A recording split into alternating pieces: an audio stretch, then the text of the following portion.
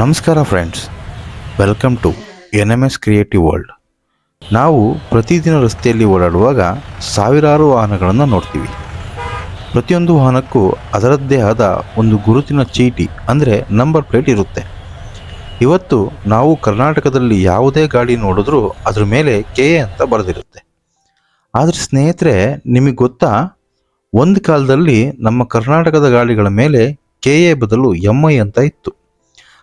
ಅಷ್ಟೇ ಅಲ್ಲ, ಅದಕ್ಕೂ ಹಿಂದೆ ಹೋದರೆ ಬ್ರಿಟಿಷರ ಕಾಲದಲ್ಲಿ ನಂಬರ್ ಪ್ಲೇಟ್ ಸಿಸ್ಟಮ್ ಬೇರೆಯೇ ಇತ್ತು. ಅಸಲಿಗೆ ಭಾರತದಲ್ಲಿ ಮೊಟ್ಟ ಮೊದಲ ಬಾರಿಗೆ ಗಾಡಿ ತಗೊಂಡವ್ರು ಯಾರು? ಆ ಗಾಡಿಗೆ ನಂಬರ್ ಪ್ಲೇಟ್ ಇತ್ತ? ಈ ವಾಹನ ನೋಂದಣಿ ಅನ್ನೋ ಕಾನೂನನ್ನು ಜಾರಿಗೆ ತಂದೋರಾದರೂ ಯಾರು? ಇವತ್ತಿನ ಈ ವಿಡಿಯೋದಲ್ಲಿ ನಾವು ವಾಹನ ನೋಂದಣಿಯ ಸಂಪೂರ್ಣ ಇತಿಹಾಸವನ್ನು ತಿಳ್ಕೊಳ್ಳೋಣ. 1900ನೇ ಇಸವಿಯಿಂದ ಹಿಡಿದು 2024ರ HSRP ನಂಬರ್ ಪ್ಲೇಟ್ನವರೆಗೂ ಎಳೆಯಾಗಿ ಬಿಚ್ಚಿಡಲಿದ್ದೇವೆ. ವಿಡಿಯೋನ ಕೊನೆಯವರೆಗೂ ನೋಡಿ, ತುಂಬ ಇಂಟ್ರೆಸ್ಟಿಂಗ್ ವಿಷಯಗಳು ನಿಮಗಾಗಿ ಕಾಯ್ತಿವೆ. ಹಾಗಿದ್ರೆ ಯಾಕೆ ತಡ, ಬನ್ನಿ ವಿಡಿಯೋನ ಸ್ಟಾರ್ಟ್ ಮಾಡೋಣ. Okay, let's go.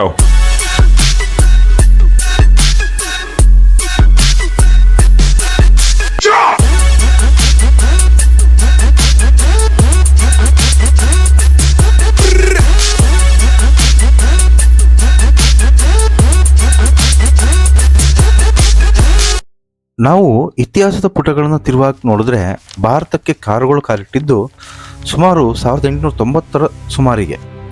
ಆಗಿನ್ನೂ ಪೆಟ್ರೋಲ್ ಬಂಕ್ಗಳೇ ಇರಲಿಲ್ಲ. ಹಾಗಿದ್ರೆ ಭಾರತದ ಮೊಟ್ಟ ಮೊದಲ ಕಾರುಗಳ ಮಾಲೀಕ ಯಾರು ಗೊತ್ತಾ? ಅವರು ಬೇರಾರೂ ಅಲ್ಲ, ಟಾಟಾ ಸಾಮ್ರಾಜ್ಯದ ಸಂಸ್ಥಾಪಕರಾದ ಶ್ರೀ ಜೇಮ್ಸ್ ಜಿ ಟಾಟಾ ಅವರು.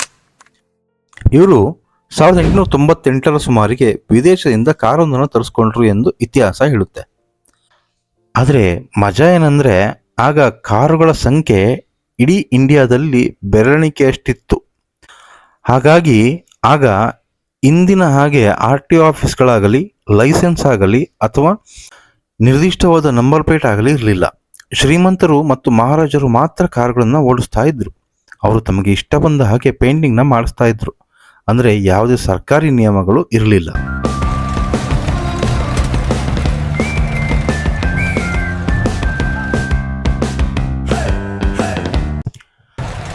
ದಿನ ಕಳೆದಂತೆ ರಸ್ತೆಗಳಲ್ಲಿ ವಾಹನಗಳ ಸಂಖ್ಯೆ ಜಾಸ್ತಿ ಆಯಿತು. ಯಾವಾಗ ವಾಹನಗಳು ಜಾಸ್ತಿ ಆದವೋ ಆಗ ಆಕ್ಸಿಡೆಂಟ್ ಮತ್ತು ಗೊಂದಲಗಳು ಶುರುವಾದವು. ಇದನ್ನು ಕಂಟ್ರೋಲ್ ಮಾಡೋಕ್ಕೆ ಆಗ ಭಾರತವನ್ನು ಆಳ್ವಿಕೆ ಮಾಡ್ತಿದ್ದ ಬ್ರಿಟಿಷ್ ಸರ್ಕಾರ ಒಂದು ಕಾನೂನು ತರಲು ನಿರ್ಧರಿಸಿತು.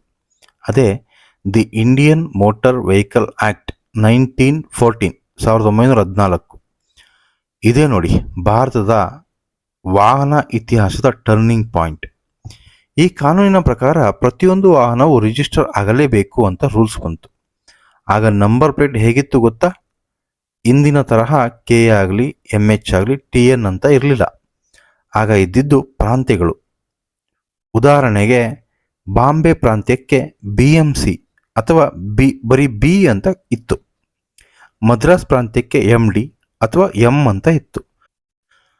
ಪಂಜಾಬ್ಗೆ PO ಅಂತ ಇತ್ತು.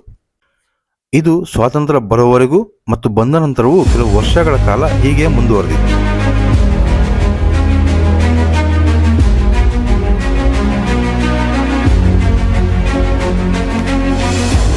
ಈಗ ನಮ್ಮ ಕರ್ನಾಟಕದ ಕಥೆಗೆ ಬರೋಣ. 1947ರಲ್ಲಿ ದೇಶಕ್ಕೆ ಸ್ವಾತಂತ್ರ್ಯ ಬಂತು. 1956ರಲ್ಲಿ ರಾಜ್ಯಗಳ ಏಕೀಕರಣ ಆಯಿತು. ಆದರೂ ನಮ್ಮ ರಾಜ್ಯದ ಹೆಸರು ಕರ್ನಾಟಕ ಅಂತ ಇರಲಿಲ್ಲ. ಅದು ಮೈಸೂರು ರಾಜ್ಯನೇ ಆಗಿತ್ತು.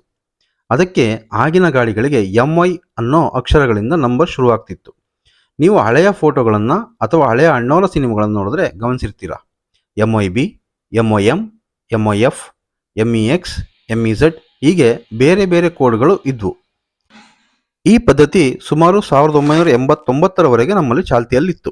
ಇವತ್ತಿಗೂ ಹಳೆಯ ಜಾವಾ ಬೈಕ್ ಅಥವಾ ವಿಂಟೇಜ್ ಕಾರ್ಗಳ ಮೇಲೆ ನೀವು ಈ ನಂಬರ್ಗಳನ್ನು ನೋಡಬಹುದು.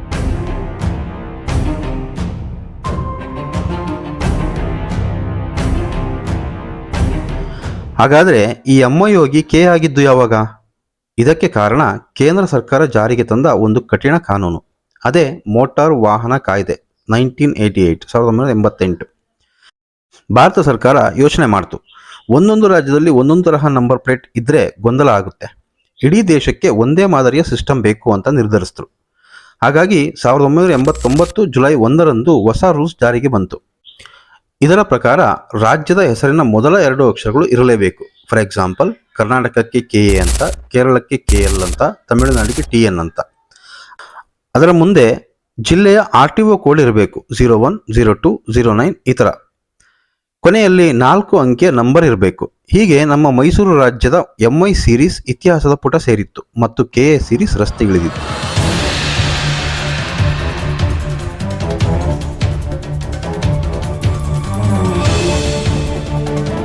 ಇವತ್ತು ಕರ್ನಾಟಕದಲ್ಲಿ K01 ಹಿಡಿದು K17 ವರೆಗೂ ನಂಬರ್ಗಳು ಬೆಳೆದಿವೆ. ಬೆಂಗಳೂರು ಒಂದರಲ್ಲೇ ಸುಮಾರು 15ಕ್ಕೂ ಹೆಚ್ಚು RTO ಕಚೇರಿಗಳಿವೆ.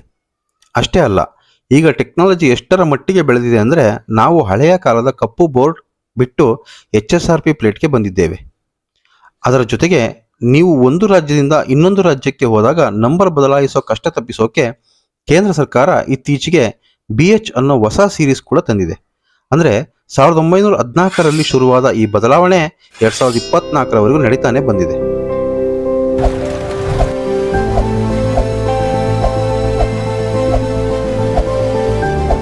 ನೋಡಿದ್ರಲ್ಲ ಫ್ರೆಂಡ್ಸ್, ವಾಹನ ನೋಂದಣಿಯ ಈ ರೋಚಕ ಇತಿಹಾಸನ. ಜೆಮ್ಶೆಡ್ಜಿ ಟಾಟಾ ಅವರ ಮೊದಲ ಕಾರಿನಿಂದ ಹಿಡಿದು ಇವತ್ತಿನ ಡಿಜಿಟಲ್ ಪ್ಲೇಟ್ ನಂಬರ್ವರೆಗೂ ಎಷ್ಟು ದೂರ ಬಂದಿದ್ದೀವಿ ಅಲ್ವಾ? ನಿಮ್ಮ ಮನೆಯಲ್ಲಿ ಯಾವುದಾದ್ರೂ ಹಳೆಯ MI ನಂಬರ್ನ ಗಾಡಿ ಇತ್ತಾ? ಅಥವಾ ನಿಮ್ಮ ಬೈಕ್, ಕಾರಿನ RTO ನಂಬರ್ ಯಾವುದು ಅಂತ ಕಮೆಂಟ್ ಬಾಕ್ಸ್ನಲ್ಲಿ ತಿಳಿಸಿ. ಈ ವಿಡಿಯೋದಲ್ಲಿರುವ ಮಾಹಿತಿ ನಿಮಗೆ ಇಷ್ಟ ಆಗಿದ್ದರೆ ದಯವಿಟ್ಟು ಲೈಕ್ ಮಾಡಿ. ನಿಮ್ಮ ಫ್ರೆಂಡ್ ಜೊತೆ ಈ ವಿಡಿಯೋನ ಶೇರ್ ಮಾಡಿ. ಇದೇ ತರಹದ ಇಂಟ್ರೆಸ್ಟಿಂಗ್ ವಿಡಿಯೋಗಳಿಗಾಗಿ NMS ಕ್ರಿಯೇಟಿವ್ ವರ್ಲ್ಡ್ ಚಾನಲ್ನ ಸಬ್ಸ್ಕ್ರೈಬ್ ಮಾಡೋದನ್ನು ಮರಿಬೇಡಿ. ಸಿಗೋಣ ಮುಂದಿನ ವಿಡಿಯೋದಲ್ಲಿ. ನಮಸ್ಕಾರ.